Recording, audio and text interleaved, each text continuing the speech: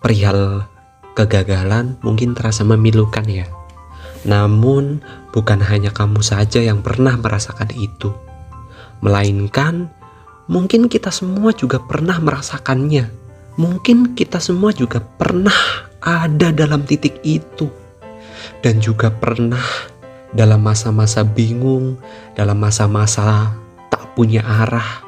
Sebenarnya ini semua bakalan mengarah kemana sih? Atau justru sebenarnya ini jalannya kemana? Lurus atau belok? Atau bagaimana? Serasa hanya dunia kita sendiri yang berhenti tanpa ada pergerakan sedikit pun. Dan ketika kita melihat dalam luar diri kita, rasanya tuh menyilaukan dan menyesakkan hati.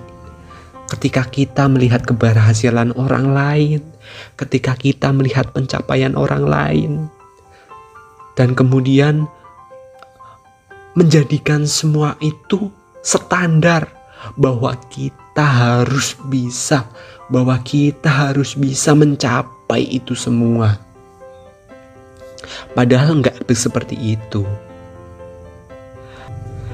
Sebuah kata yang tepat setelah menghembuskan nafas berat.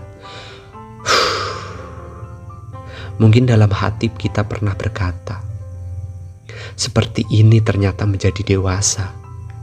Seperti ini rasanya menjadi orang dewasa yang sungguh berat memikul beban dan tanggung jawab atas diri kita sendiri. Kita hanya mampu tersenyum.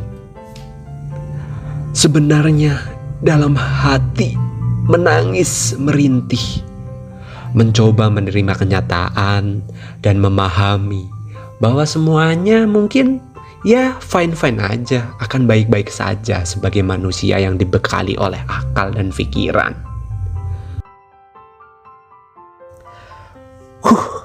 Ambisi yang wajar dan mungkin normal-normal saja dalam setiap hal yang sedang kamu lakukan dalam hidupmu. Terkadang kita perlu untuk merasakan kegagalan, merasakan kehilangan dan penderitaan, supaya bisa kembali mengerti apa arti menemukan. Ingatlah, jangan pernah bergantung pada orang lain. Putuskan apa yang menjadi keputusanmu dan lakukan apa yang memang bisa kamu lakukan dalam menentukan arah hidupmu.